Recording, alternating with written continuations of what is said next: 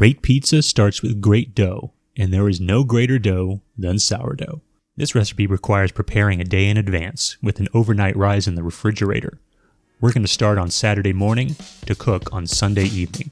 It makes enough dough for 4 10-inch pizzas. This recipe also requires a sourdough starter. This recipe uses a mix of whole wheat flour and white flour. You can use bread flour if you want to, but it's not required. These weights are also for normal American flour from the grocery store. I recommend staying away from expensive specialty flours or pizza flours, unless you really know what you're doing. These have a different grind, so they hydrate differently, so you'll need a different amount of water as well. Frankly, I don't think they're worth the money. In the morning on day 1, feed your sourdough starter. Mine lives in the refrigerator during the week.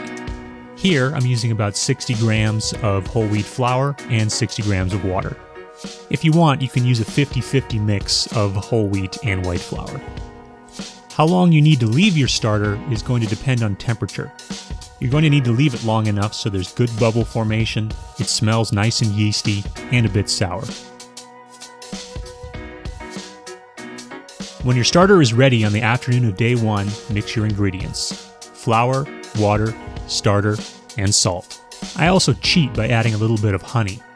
This extra sugar in the dough will help it brown during baking.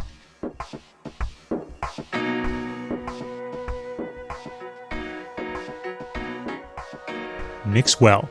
It's going to be sticky, and do your best to get it off your hands. You're going to end up with a dough that looks pretty shaggy. Put it back in your bowl, cover with a towel, and leave it about 30 to 45 minutes. You don't need to do a lot of kneading. Over the next couple hours, you're going to do 4 stretch and folds. Just pick it up and stretch it from the top and the bottom and both sides. Let it rest about 30 minutes between stretch and folds. After your stretch and folds, you may need to leave it on the counter for a little while longer to get it to start to rise. This again is going to depend on temperature. I like to see an air bubble or two, but you don't need to wait to see any visible change in size. When it's ready, put it in a covered container or in a bowl covered with plastic wrap. It's important to cover to keep moisture in so your dough doesn't dry out overnight.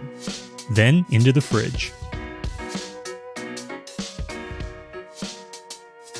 In the afternoon on day 2, pull your dough out of the fridge about 2 hours before you want to start cooking. Divide your dough into 4 pieces. Take each piece, stretch it, and fold it over into a ball. Then tighten the ball up and place it on your board. Cover with a towel until you're ready to cook.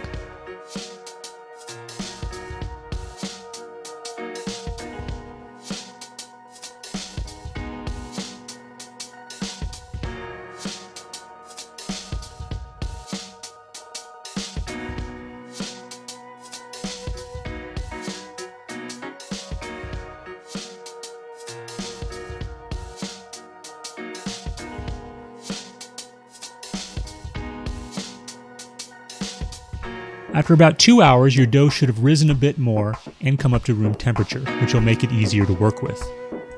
From here, refer to my other video on using a cast iron pan in 2-step baking in order to turn these into great pizza.